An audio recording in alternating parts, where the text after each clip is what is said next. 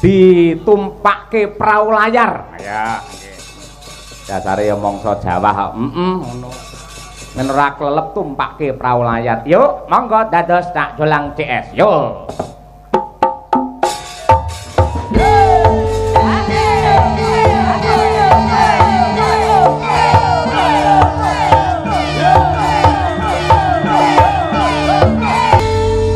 Mas Nanda, yo suwira ketemu kudu salaman sih. Alhamdulillah pripun pawartose sehat Pak Cahyo? Alhamdulillah sehat. Jenengan? Alhamdulillah pikantuk barokah panjenengan kula sehat. Nggih. Matur nuwun, matur nuwun. Kula kalih panjenengan Mas Nanda wajib ngaturake panuwun dumateng PG Rejo Agung Baru ing atase mangsa udan kados mekaten kersa nimbali kula kalih panjenengan. Alhamdulillah, pokoke kula nderek ndedonga mugi-mugi sami seger waras, sami sehat sedaya. Nggih, selamat jenengan sampun pinanggih kalian kula.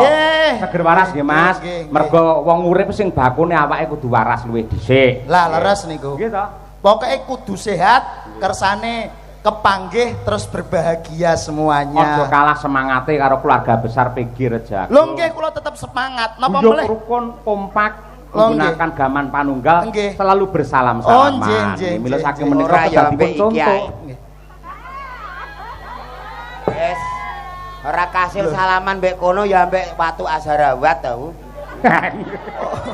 Kok kaya Watu Azharawat niku pripun to, Pak? Wis salaman kono angele kaya nemoni malaikat Israfil. Salaman ambek iki malah ambune. Ambune piye? Lenga putih. Mosok lenga putih. Ya arum to. Jenengan iki kudune salaman kalian panjenenganipun Pak Cahyo mergo nderekke Pak Cahyo ngoten lho. Dalang Budale Pamulang. Lah, ngoten. Sampeyan iki adoh-adoh kok Rembang lho, Pak. Lho, niki ditimbali wonten Medion, wonten PG Rejo Agung. Baru. Baru nggih lah ngoten nggih Pak Cahyo. Mulane awake dhewe sampeyan iki kudune ngetokke napa kabisane ngoten lho. Aku iki ya mbuh ya. Wong-wong ki sing do mirsani kabeh iki penonton-penonton ket komburi ki mau jebul do ora pangkling aku. Ora pangkling? Berarti wis apal karo jenengan. Apal ki mau ana sing ngendikan sak rombongan blok ngisor kono kuwi. Oh, mriku. Do nyuwun foto. Iki Om Jolang sing biyen nggih dadi film sinetron Kian Santang ngono ya. Kok dadi film Kian Santang iki lho? Oh, biyen yo ganteng kok Le. Lah sampean biyen ganteng. Lah iki saiki kok dadi ora bagus, kok dadi elek ngene. Acara tahun baru kebledosan mercon jadi kaya ngene iki. Kebledosan mercon iki kok iso. Sing penting bersyukur malam hari ini iso hadir ning gone PG Rejo Agung. Betul sekali.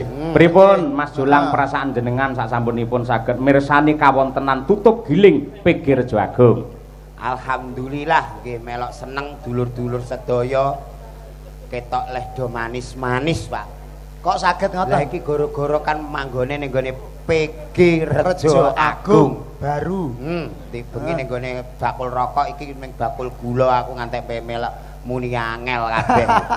Sing mirsani tumpuk. Ngantek sing cilik-cilik digendong. Ngantek sing gedhe-gedhe kok dora ketok, ngantek do nggawa-nggawa ancik-ancik mau. Gara-gara sapa Dik Niken. Bah karo aku nek karo sinden-sinden nom ya ora patek wis waleh. Lah kira-kira sampean tak tangleti umpamane sinden sak menten iki jenengan sing dipilih sing pundi jajal?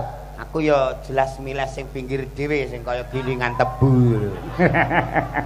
Lah kok iso milih sing pinggir dhewe sing nom akeh lho, Pak. Akeh sing pinggir dhewe nek jenengan dipelengak ngene iki iso kaya lori sing adahe tebu. Sampean kok saged kewes gandos pantes. Lah iya. Nek sing nom-nom iki cara tebu wayahe ngekeki pupuk urung wayahe panen. Lah nek sing iki wis wayahe ngemah-ngemah. Walah. Jenengan ampun nyepelekke. Pripun ta Mas? Niku sing pinggir njaba dhewe niku Mbak Lia Sundari.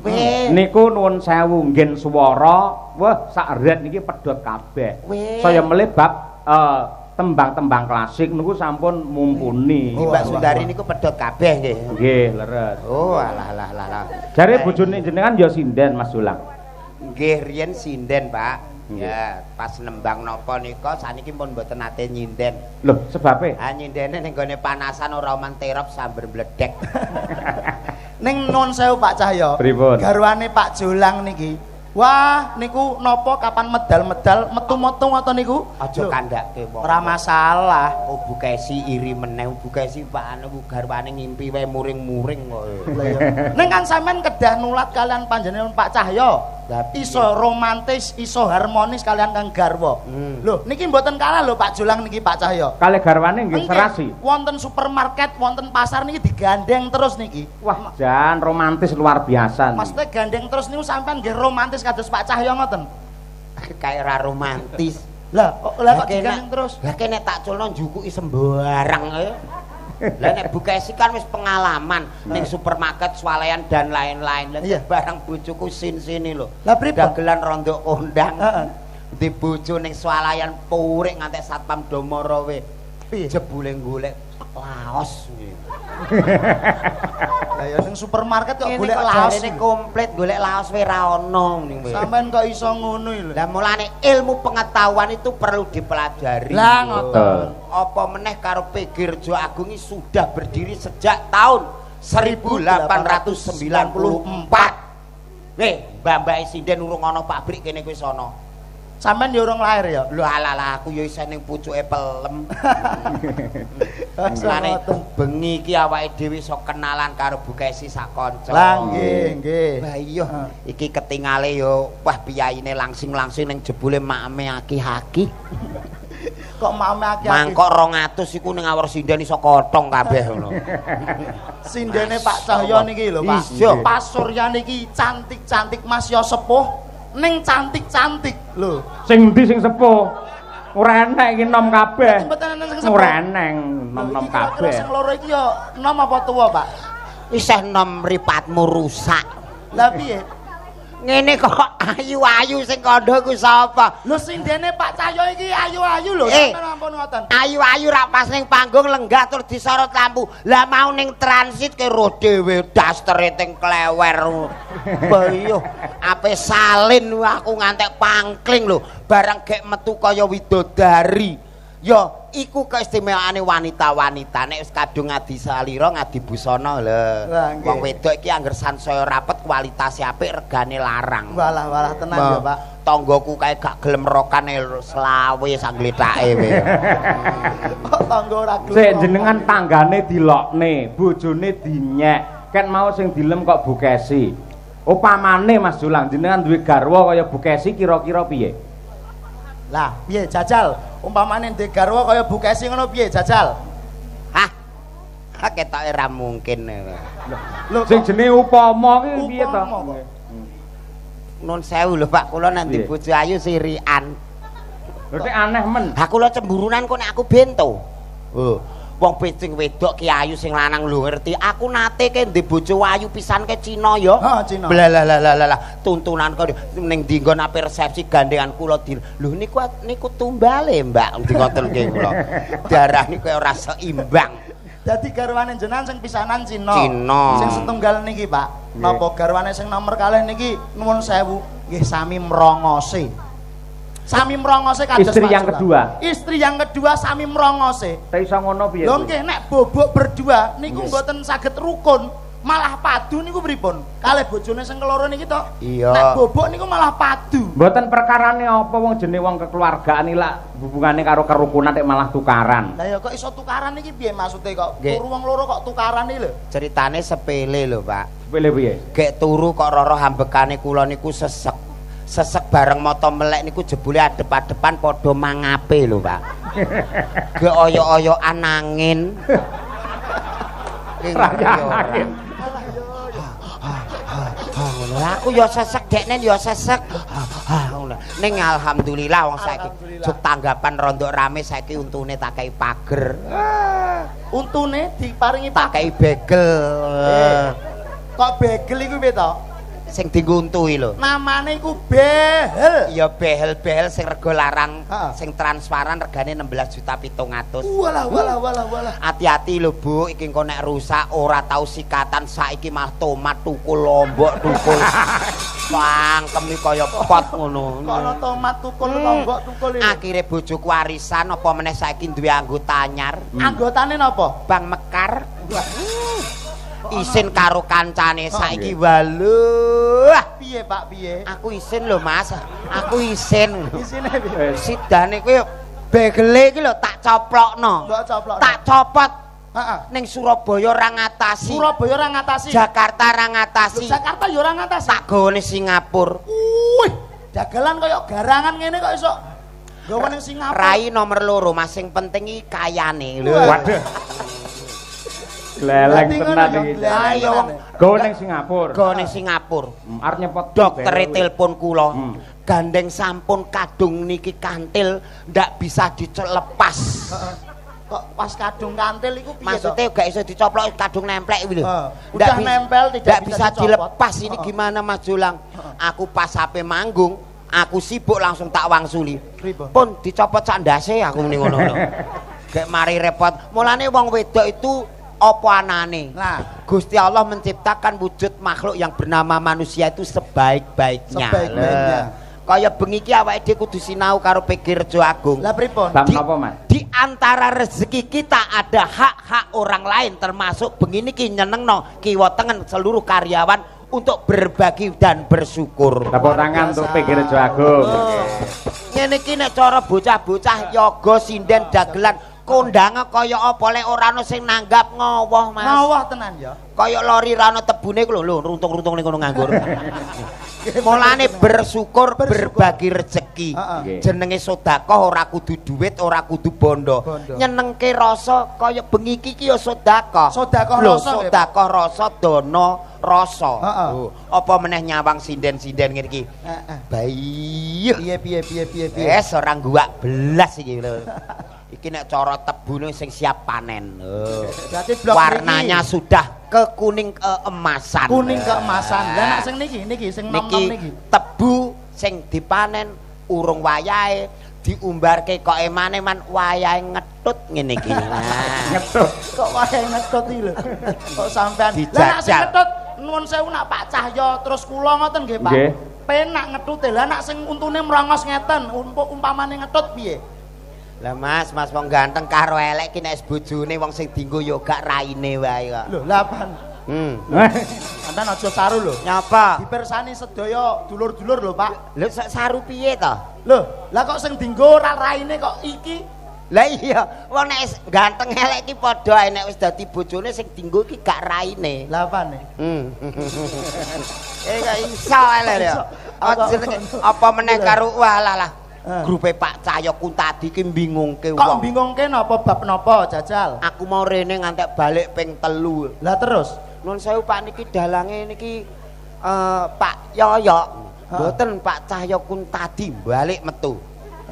Terus telepon Pak Samsul, Pak pripun to Sherlock kok teng mriku dalange Pak Cahyo Kuntadi wong jenengan ngaturi pirsa iki Pak Yoyok. Ijane ya Yoyok apa Cahyo Kuntadi?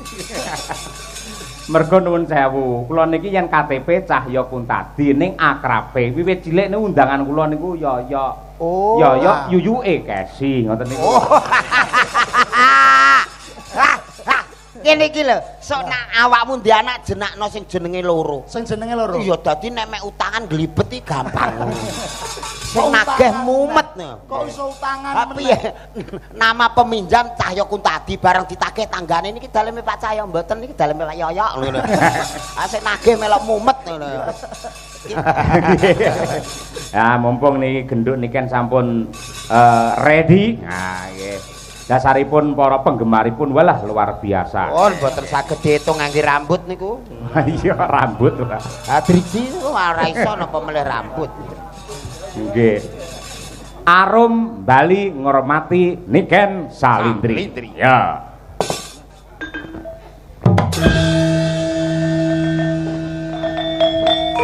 Oh.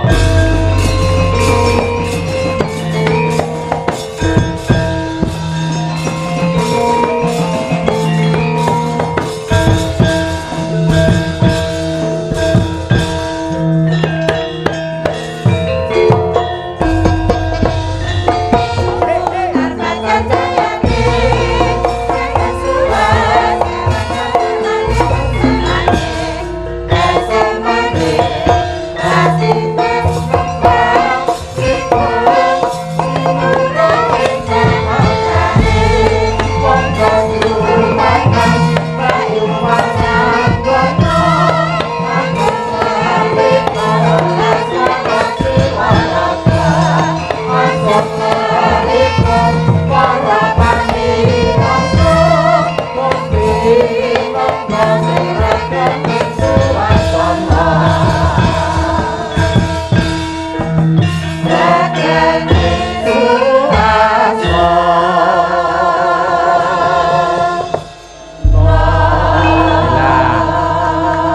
Niken.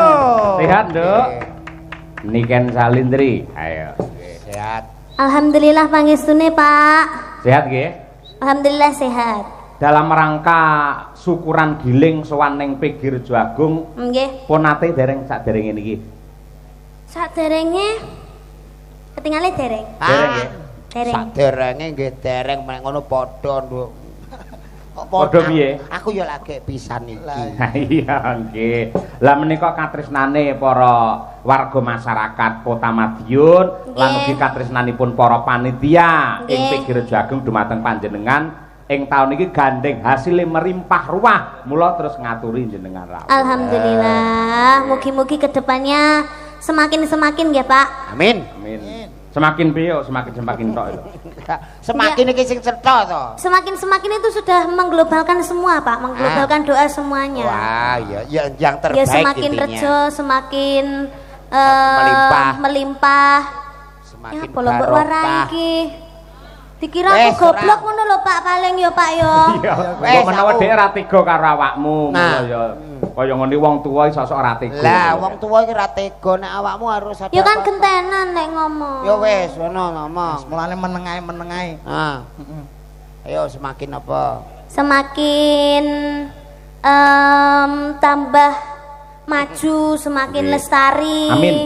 Dan semakin subur. Wah ya nggih, hasil panenipun saka petani melimpah Iya. ruah, gilinge lancar sukses, amin. akhirnya menjadi produksi yang sangat hebat, Amin. bermanfaat untuk masyarakat. Nggih, Pak. Nggih. Nah, Ya kuwi lho, piyai loro kuwi ya numangsaku ya Salim. oh iya rung salim ya Nduk. Wah, jan ben-bengi lah ngimpi karo sampean. Lho ki sumpah, yo katresnane antarane bapak karo anake ngono kuwi. Mergo suwi ra ketemu, suwi ra video call sok-sok kangen. Kowe ora tau ngempekne aku kan? Nggih nate, Pak.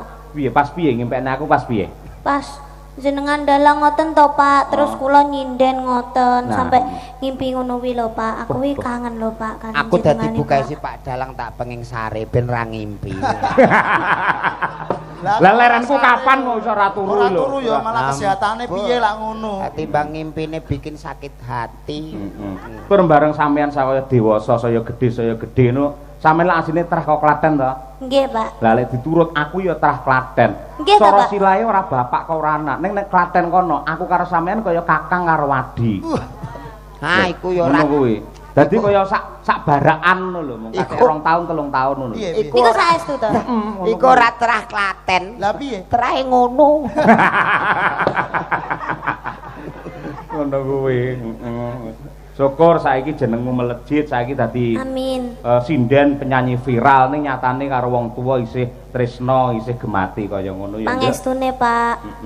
Aja lali karo wong tuwa. Bar iki poso terus bodho to. Nggih, Pak. Ya paling ora engko tak kirimi rekening aku yo transferen ngono. Loh. Ngono ya. Lho, Pak, yo kuwale. Lah ngopo? Lah kula sing anake jenengan tirose. Loh, Ya kudune sebagai bapak itu toh menyangoni anaknya. iki Bukan tembung anaknya ndi? yang menyangoni bapaknya. Lagi iki aku krungu tembung kok menyangoni lho. Maksudnya ki maringi hadiah ngono lho, Pak. Bebungah. Lek aku nyangoni dhuwit nang ngene iki kan, kuwi padha karo Yai Segara. Nah, ning luwih becik aku ndonga mangestoni marang bocah iki men sehat lahir batin, tetep Amin. eksis anggene ngibarke bendera seni tradisi di Nusantara yang Amin. Lah ngono kuwi kan. Terus mbah nuwun nggih Pak, mugi-mugi jenengan nggih sehat selamat wilujeng nggih Pak. Amin. Awet leh momong anak putune. Jangkrik aku ketok tuwek no malian kok putu barang iki lho. ora tegese ki anak iki ndongake. Sansaya suwe ra ya duwe putu to. Iya, amin amin ya rabbal alamin. Iya, nembang sing apik Cahayu. Bawa mboten Pak? Ya bawa yen nang nggen CD-CD utawa ning YouTube kae, nang TikTok dan sebagainya kae. Ayo, zaman saiki sih enek CD barang. CD nggen kula iki saiki ora disetel. Iya apa? Dadi PP yo. Kok malah di PP iki lho. Apa wi? CD kaset ngono kuwi to. Berarti di PP. Iya. Ambuh. Iki malah ndingi aku roh ning proyeke malah CD ora disetel candal-candalke. Alambuh nggih. Adate lak nembang era sekarang. Saiki coba sing klasik luwih dhisik. Jangan diragukan. Lek mangkate Niken Salendri pancen saka gamelan, saka wayang ngono kuwi. Nggih. Engko langgame aku tak nyuwun angenteni. Ning bawane apa nderek sampean. Kaya apa? Nggih. Yo bawane apa? Pelok nenem. Ayo.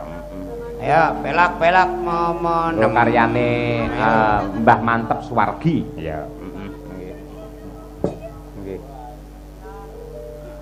Monggo bawane apa? Manut karo sampean. Ya, Rinasa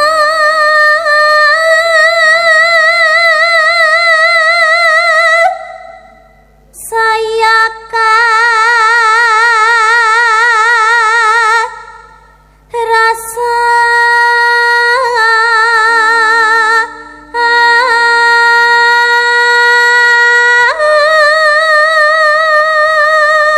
nadyan bendina tanggapan suarane sik bantere kaya ngono. Tepuk tangan untuk Niken Salendri. Wah, luar biasa. ora tau entek suarane.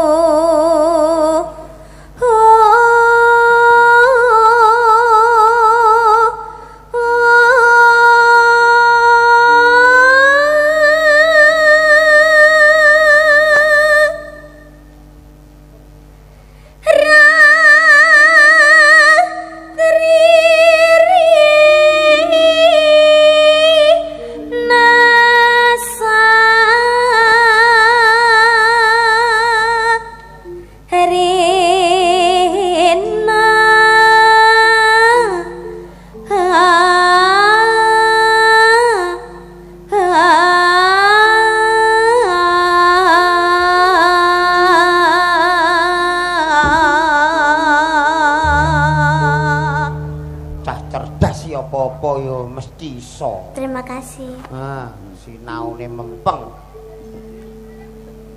Yen was rina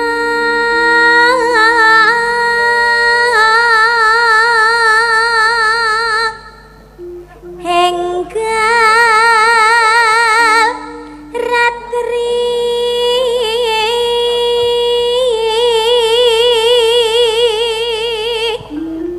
kang dulu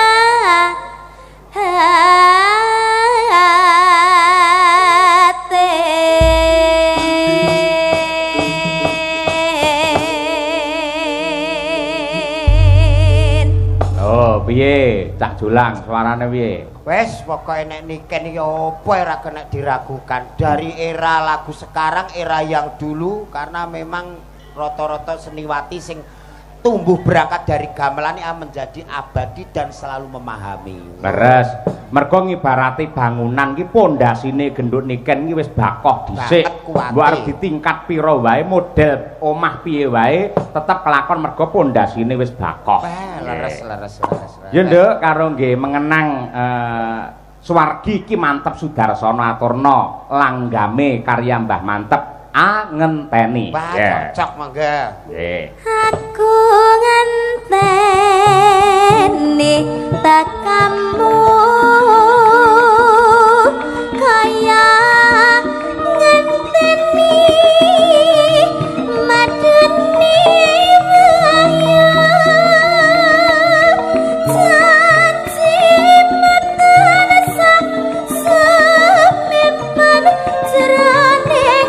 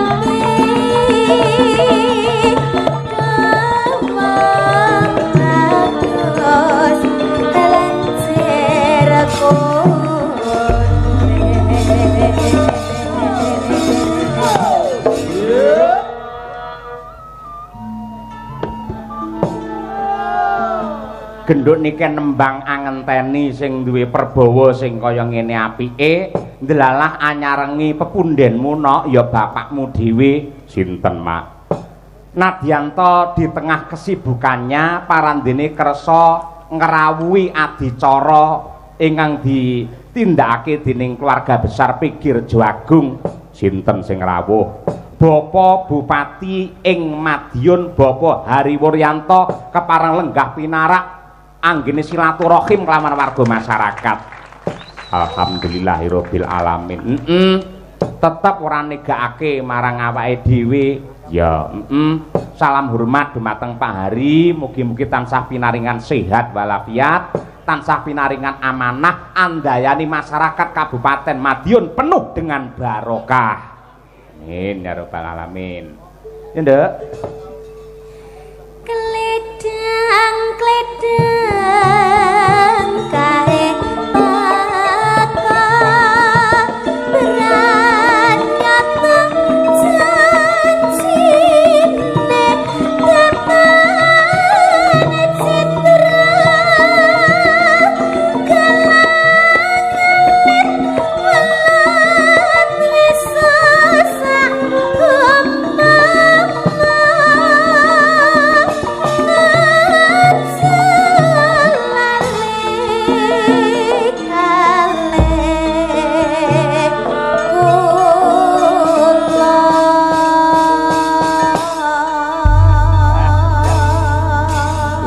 bocah nek kaya ngono nembang apa-apa tek becik apa-apa tek apik pancen mau cagake wae ya piyai-piyai seni. Gek mangkate saka gamelan apa wae iki ya mesti dinikmati, dipelajari, disajikan. Nggih. Diblowentah karo rama ibune direwangi prihatin tirakat poso lan uga nyuwun marang purbane pangeran dadine anak ya luar biasa. Padha karo jenengan lho Mas Jolang. Jenengan lak sregep prihatin, sregep poso. Anake ya hebat toh. Alhamdulillah niki sing siji teng Koramil, sijine teng Kodim. Syukur dados TNI. Mas ya bapake kaya ngene, anake kan dadi pegawai, dadi pegawai no. Ning kono ki ora pegawai. Terus nge-grab. Ning kono ki ngojek. Malah nge-grab tak kira pegawai. Nulat salira lho wis pokoke Dik Niken iki ya aku semelu bangga. Karena apa? Dimanapun Dik Niken berada selalu tidak meninggalkan busana Jawa ngagem sanggul, luar biasa, kebaya dan jarit. Wah luar harus biasa. menyesuaikan tempat. Iya. Ini dimanapun kebanyakan penampilannya keren. Kamu sehat terus ya Nduk ya. Ayah tidak. Aku ayah. Iya dia ayahku titipkan doa semoga dia tenang di alam surga. Sampean dianggap mati loh. Ora apa-apa ngloloni pesen sik lah ning kono timbang antri. Iya iya. Akhirat keturunan. Iki jenenge anak perhatian ngene iki. Ngono ya. Doa sebelum meninggal. Lah wong banget dicicil neh donga. Wah, iki ra mbok cicil kedisian liyane ke ngenteni ngowo kepanasan. Mengaturkan Sugeng Rawuh. Bapak Bupati. Nggih, selamat datang Kang Mas. Walah. Panjenenganipun Bapak Bupati Bapak Hari. Asmane ngerti ora? Pak Hari. Pak Hari kasmane dawa. Napa? Hari Senin Selasa Rebo Kamis. Bapak Hari Puryanto. Lah, Pak Hari Puryanto. Panjenengan iki nadyan di tengah kesibukan ngerso rawuh nglonggarake wektu. Tapi setiap saya perform di Madiun itu Bapak Bupati itu pasti rawuh. Kayak gitu mesti rawuhnya jam 12, jam 1. Ngono ki panjenengane keliling, Nduk. Sing dipun rawuhi, dipun sambangi niku sedaya warga masyarakat tanpa kecuali. Upamane ndek mben kuwi nalika rame-ramene wayangan pas ketiga kae, kuwi diurutke saka kene saya ngidul nganti tekan kare kono kae, dagangan kono kae.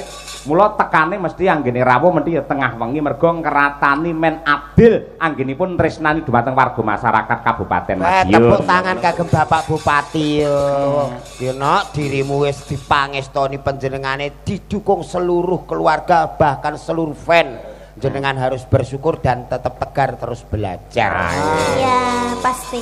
Yo, tembang ala sekarang kan. Ayo. Apa? Ala sekarang. Apa kono Puspitono lo boleh? Ayo. Dirimu nek pengen duet karo Nanda, wah iki nek ning Pantura. Aku tidak suka yang cowok kalau ganteng-ganteng. Lah kenapa biasanya saya? Kalau cowok ganteng itu dia sukanya sama cowok. Ah, masa? Iya. Enak sing elek-elek ngene ya. Iya, kalau jelek-jelek gini kan setia. Jajali takoni Pak Niken Pak. Antarane milih aku apa sampean? Jajali kayak bocoran. Ngene nek iki. Senyunyur-nyunyurnya ya. Sejujur-jujurnya. Iki ganteng, Nduk. Tapi duwike rondok sithik. Nek iki elek, utange akeh milih ndi.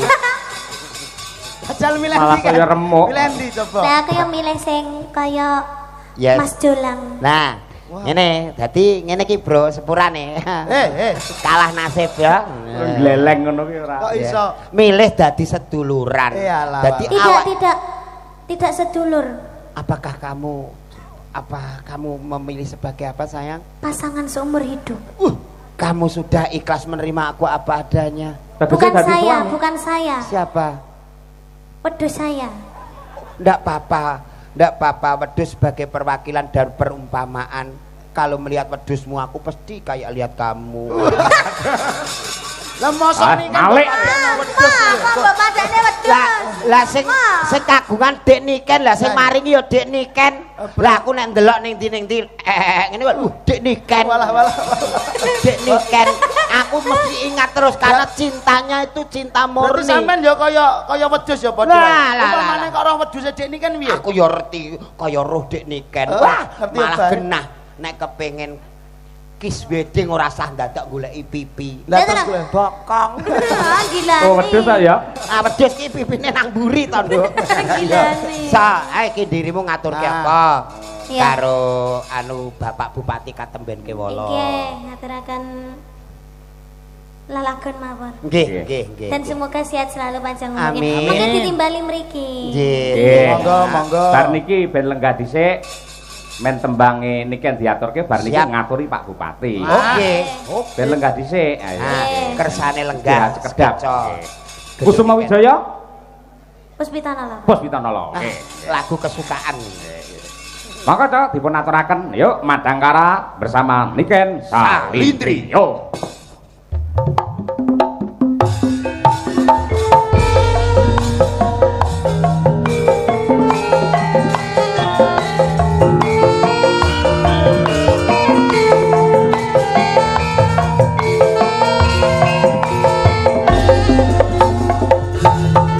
Pak Laris Sugiono Sugeng Laras saking Surabaya rawuh wonten ing Madiun.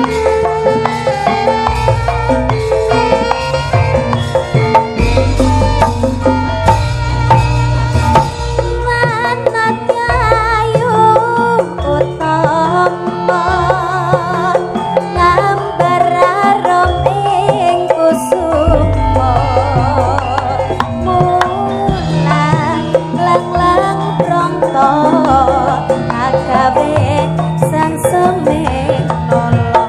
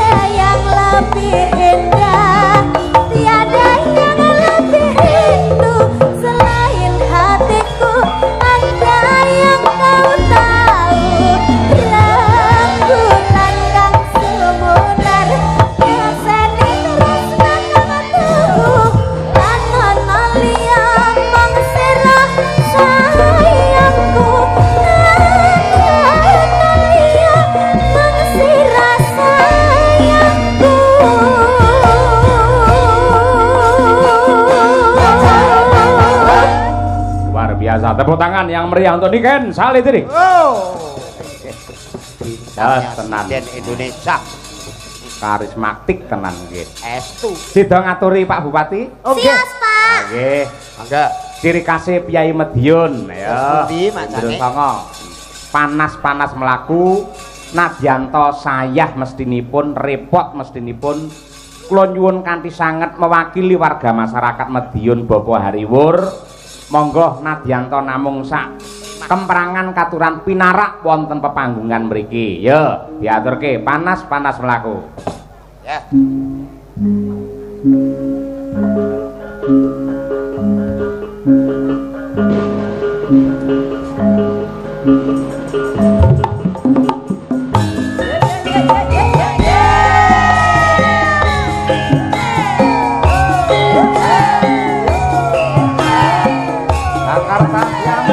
Monggo Bapak Hariwur Yanto aturan pindah wonten pepanggungan.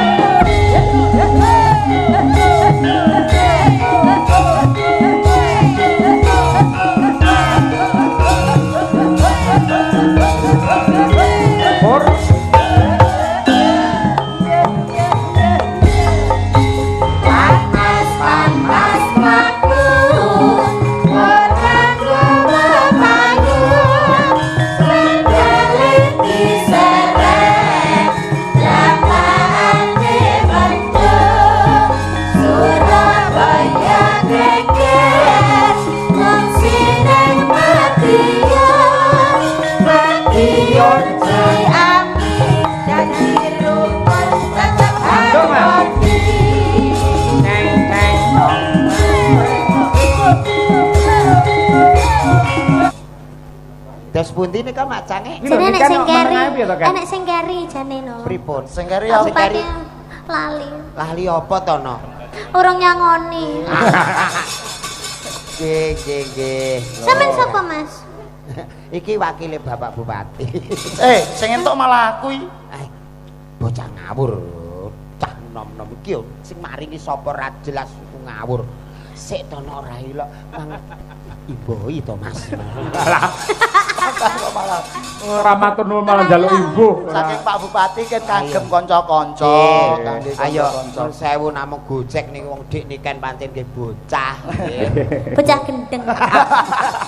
Nek ora gendeng ya awake dhewe ya ora kasil to. Kene kok. Ya ning gendenge gendeng karo kabudayan karo kesenian. Iya. Kangge panglipur Mak Sange. Leres. Saking Pak Supari nyuwun gending kagem para petani tebu, mugi-mugi giling tahun 2026 semoga harga tebu tetap sempurna. Amin. Sukses. Gendingipun Lestari Lintang Asmara. Ayo. Pilihan Nduk, ndi Nduk? Ayo. Manut, Pak. Lestari ya? Nggih. Oke, dikancani Mbak Birgita Ayu. Dik Birgita iki apal Dik Birgita iki ya langsung cek. Ayo nok, ayo. Semangat wis. Adimu wedok wis semangat. Ayo sayang. Iya, saya sabar. Angger wong wedok kok diundang sayang iki lho. Nek dandan ra ditunggoni sampeyan. Mas, ya Allah, sampeyan iki jan gemati banget karo aku janan. Lah, piron iki aja pas nggon tengah, dadi nek dienggo mjakah iki rondok miring. Iya. Aku ora di ngonone. Loh. Omong jare sampean mung seneng niken, saiki karo aku kaya ngene. Lah, nikeni Mas yo adimu kae nek ngadi busana wis bener brosmu barang ora pas nggon tengah. Aku marah di ngonone. Lho iku lho niken iku piye usane? Sampean ganteng aku mekan. Sayang tak benake wae bocah kok puwiter ngene. Iki. Mam. Ayo nek purek kok tak pateni lho. Kok dipateni iki piye to? Pateni susahe ben karek rasa senenge cah cilik iki kudu dukung. Ayo mriki sayang. Gendong. Wah, ngene iki lho. Kandhane iki malah sentuk bejo sampean iso gendong niken lho. Gede kok nyuwun gendong kaya lah rasane kaya ape geret lori ya. Ayo sayang. Sia-sia temen iki lho. Wah, rusuh tenan nih Pak Julang. Mas Jola, aku ya pengen digendong. Aku ya pengen digendong. Iki Mary, ayo. Alah wis iso pipis dhewe kok gendong. Aku ya pengen sampean kudu adil. Wah. Jare sayangnya lho iki nah. Lho iki kok ucul, niki ucul. Ayo sayang. Niki ndong aku Tom. Bakoh tenan iki, kuat tenan. Aku yo pengen digendongne Manjula. Aku yo pengen. Sik, aku tak ning musala ape ngisak. Kok ning musala kok ape ngisak iki lho. Wong loro usung-usung wong masalah. Makane milih salah siji, milih aku apa milih iki? Lah, ayo. Aku jek perawan lek iki mbok. Jek perawan. Ora jare perabi. Kowe ki aja ngono kuwi, kono jenenge fitnah ya, aja menyebar fitnah. Ora, lek jare perabi, kan yo aku ora roh. Wis tengahi Mas Ulang, tengahi Mas. Iki piye? Awakmu iki wis gedhe ngalah karo sing cilik. Pokoke muni isih buntu ngono wae. Angel to. Ora kok pesen Mas. Mbak Yumu ki nek kadung purik ngono kuwi iki isih ngono. Jelas to Mas. Mama iki mbek iki ae, aku mbek iki. Wis, yo. Ngono. Aku nek jujur nikah ning kamera nikah ni koyo. Lah justru kuwi aku mau golek iku Kaya hitam putih. dadi iki. Jelas hitam putih lho. Masa ya nun sewu. Aku iki jejer wujude iki niken karo jolang. Lho ning kamera kok iso niken karo asu ku piye to? Ya Ora, lek pamane aku ki ndek bojo kaya sampean kan dadine anak kan kok kan enek senine. Oh iya. Lah lek ngene kan Mbak Birgita ki putih, ya toh. Pamane bojone iki putih. Dadine anak sok yo putih. Putih. Nek karo aku no. Nek kare kan kayak zebra. Lah. Blentong-blentong. malah unik ngono kuwi. Apik angger niliki kok wah kaya ula weling ya. Bah iya kak ya. Yo, diaturake. Yo. Dik Birgita karo genduk niken Salindri. Lestari lagunya. Yo, diaturake. Monggo, Cok. Jajos.